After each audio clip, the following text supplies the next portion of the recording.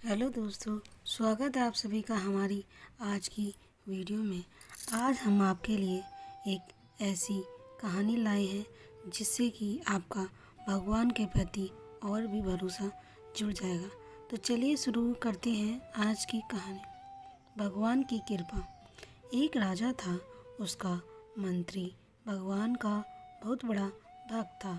कोई भी बात होती तो वह यही कहता, भगवान की बड़ी कृपा हो गई। एक दिन राजा के बेटे की मृत्यु हो गई। मृत्यु का समाचार सुनते ही मंत्री बोल उठा, भगवान की बड़ी कृपा हो गई। यह बात सुनकर राजा को बहुत बुरी लगी, पर वह चुप रहा। कुछ दिनों के बाद राजा की पत्नी की भी मृत्यु हो गई। मंत्री ने कहा, भगवान की बड़ी कृपा हो गई। राजा को गुस्सा आया, पर उसने अपना गुस्सा पी लिया, कुछ नहीं बोला। एक दिन राजा के पास एक नई तलवार बनकर आई। राजा अपनी उंगली से तलवार की धार देखने लगा तो धार बहुत तेज होने के कारण चट उसकी उंगली कट हो गई। मंत्री पास में ही खड़ा था, वह बोला, भगवान की बड़ी कृपा हो गई।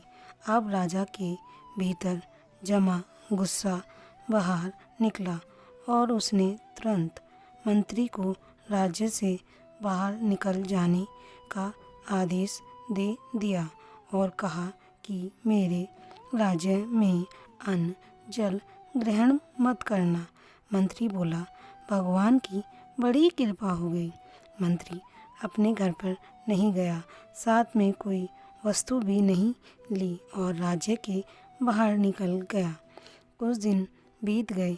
एक बार राजा अपने साथियों के साथ शिकार खेलने के लिए जंगल गया।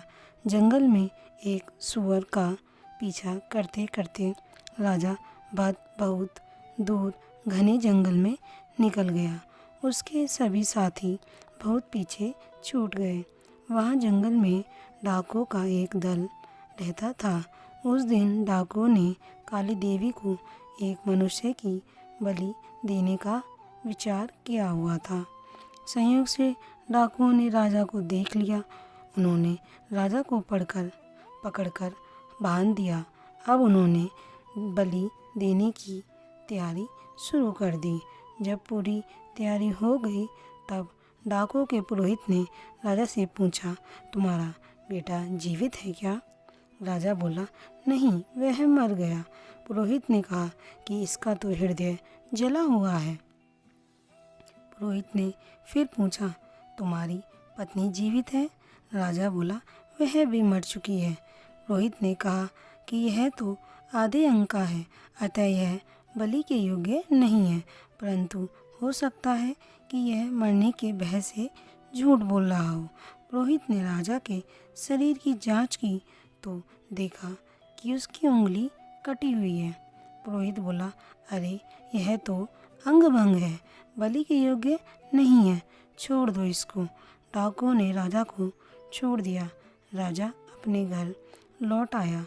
लौटते ही उसने अपने आदमी को आज्ञा दी कि हमारा मंत्री जहाँ भी हो उसको तुरंत ढूंढकर हमारे पास लाओ। जब तक मंत्री वापस नहीं आएगा तब तक मैं अन्न ग्रहण नहीं करूँगा। राजा के आदमियों ने मंत्री को ढूंढ लिया और उससे तुरंत राजा के पास वापस चलने की प्रार्थना की। मंत्री ने कहा, भगवान की बड़ी कृपा हो गई। मंत्री राजा के सामने उपस्थित हो गया।